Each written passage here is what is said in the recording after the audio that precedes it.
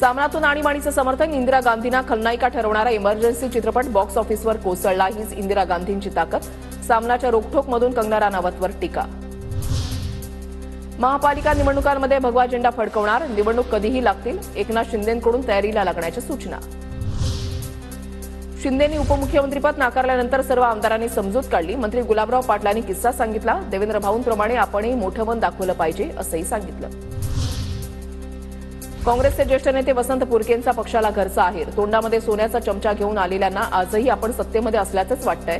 निवडणुकीमधील पराभवानंतर सुद्धा कार्यकर्ते पेटून का उठत नाहीत, पुरकेंचा सवाल.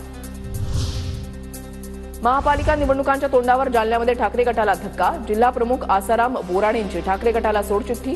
उपमुख्यमंत्री शिंदेंच्या उपस्थितीमध्ये जालन्यामध्ये पक्षप्रवेश. 2 दिवसांच्या उपचारानंतर वाल्मिक कराडला बीड जिल्हा रुग्णालयामधून डिस्चार्ज. आयसीयूमध्ये उपचार घेतल्यानंतर कराडची जिल्हा कारागृहामध्ये रवानगी. सरपंच संतोष देशमुखांचे बंधू धनंजय देशमुखांनी दमानियांची भेट घेतली. धनंजय देशमुखांची अंजली दमानिया यांच्यासोबत चर्चा. अंजली दमानियांचा बीडच्या जिल्हा शल्य चिकित्सकांना फोन. केंद्रीय मंत्री अमित शहा देशामध्ये 10,000 सहकारी क्षेत्राशी संबंधित संस्था उभारणार. येणाऱ्या 5 वर्षांमध्ये महाराष्ट्रामधील सहकारी चळवळ बळकट होणार, बाबासाहेब पाटलांचा दावा. संतोष देशमुख हत्या प्रकरणातील आरोपींना साहित्य पुरवणाऱ्या बालाजी तांदळेचा सीसीटीव्ही फुटेज समोर. सीसीटीव्हीमध्ये तांदळे आरोपींसाठी ब्लँकेट घेत दृश्य. तांदळेवर धनंजय देशमुखांना धमकावल्याचाही आरोप.